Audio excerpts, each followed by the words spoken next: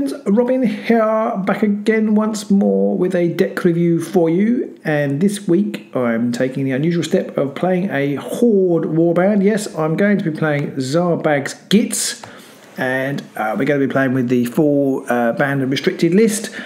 And we're not having a faction this week, so this is a proper kind of banned and restricted, very competitive, probably not competitive deck.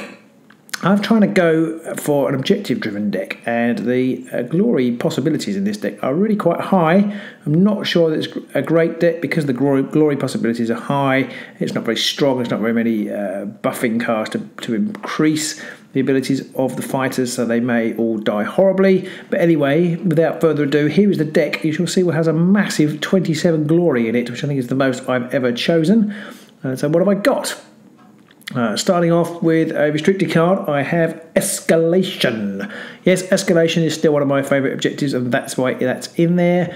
I'm trying to have a bit of fun with this deck, and that's why I've included Making a Statement.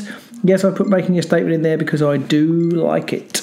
So it's not really necessarily a great card, but it's good fun to try and score. Following on from Making a Statement, I have Our Only Way Out, which is kind of like the poor man's supremacy.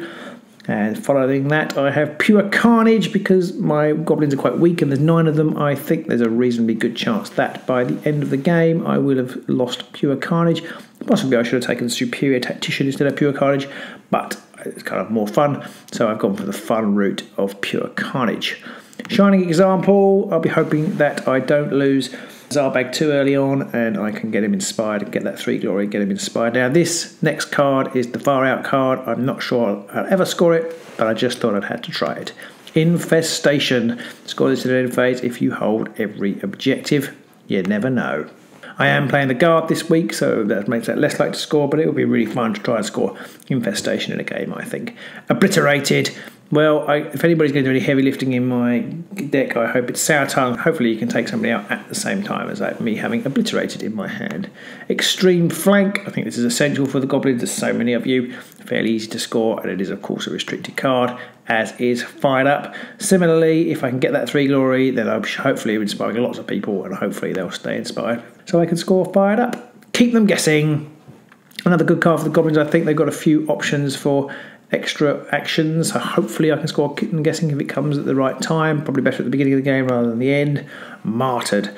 Because I'm not that tough, and because there's lots of me, I think there's a reasonably good chance that I'm going to lose the first fight in a round, so that's why Martyred is in there. And finally I have Supremacy, which is a score in the end phase if you hold 3 or more objectives. Well, with 9, hopefully I'll get that. Probably I'll lose the roll, because I always lose the roll. I never get the roll that I want at the beginning, but it'd be good to have 3 objectives in my half. Then I think I will score that. If not, it could be tricky, but you never know. Right, moving on to my Gambits. I've got 11 of each power cards today, so 11 Gambits for you. Starting with Confused Priorities. Confused Priorities I've put in there because I have keys in my deck, so I want to try and maybe I want to swap the objectives round to grab those keys. Earthquake, in the absence of Great Concussion, Earthquake is not a great replacement, but it's a replacement. And again, if I get knocked off objectives, then Earthquake might help me put people back on. Might. Hidden Paths, getting over the other side for scoring Infestation and Making a Statement, I'm going to need Hidden Paths. Similarly, Spectral Wings for moving across that board quickly. Fungal Blessing. Fungal Blessing, play this after an enemy fighter's attack action takes an adjacent fighter out of action. Probably going to lose fighters. Maybe it could be useful to take 1 wound off somebody, put somebody else in striking distance. So as I say, I haven't got very many buffs, so that's hopefully useful. Madcap Mushroom. Madcap Mushroom is pretty handy because it enables Zarbag to have an innate swirl or lightning bolt, which could be very useful, particularly since there is one spell that I really do want to get off if I can. Sneaky Step, choose a friendly fighter and push them 1 hex. Again, useful for grabbing those objectives. Abasoth's Unmaking, this is the one. I need a lightning, so Madcap Mushroom would give me that lightning, and I could take an objective off the battlefield, which would be very useful indeed if I want to score Infestation or Making a Statement. Abasoth's Withering, -1 wounds to an opponent. Again, try and reduce those. My opponent, try and put them in striking distance of my lesser good goblins. Centre of attention, useful for all sorts of things, I think, but I suppose this is mainly in here to draw the skeletons around Snurk if I can.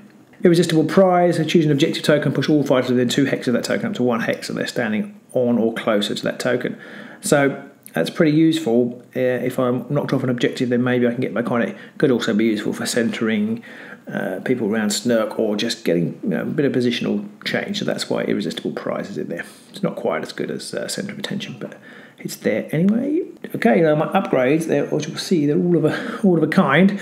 A destiny to meet, restricted upgrade, 1 additional glory point on a surviving fighter.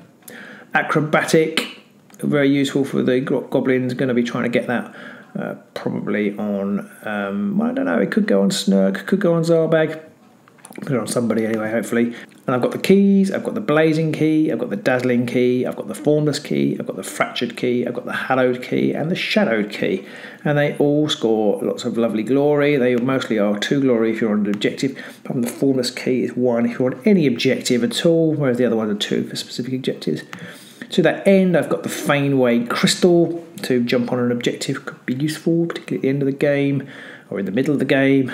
Anyway, who knows, could be useful. Great speed, +1 move, again, trying to increase that mobility. And finally, sudden growth, probably for Snurk, maybe for somebody on an objective. We'll see. That sudden growth is in there for a bit of extra defensive capability. So that's my deck. What do you think? 27 glory, so that's a massive glory. This could be brilliant, or it could just be awful. We'll wait and see. I think playing the guard, it's probably a good matchup for it. Yes, I would fear this for somebody who could hit hard, but we'll see how it goes against the guard. I'm looking forward to a really good, fun game. I kind of feel liberated by these new banned and restricted lists, which is interesting. A long way it continue. So until next time, until the game, have happy shade sparring or happy night vaulting, and I'll see you soon. Bye!